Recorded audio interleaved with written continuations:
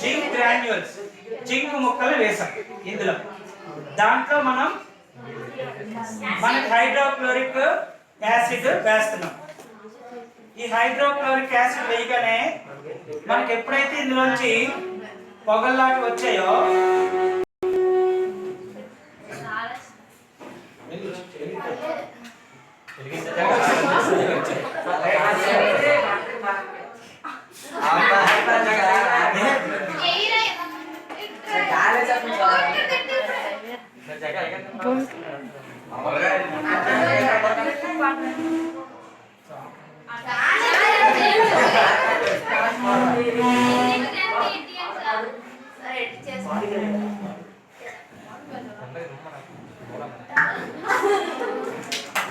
Sound observe చేశారు కదా, variety వచ్చింది చూడండి.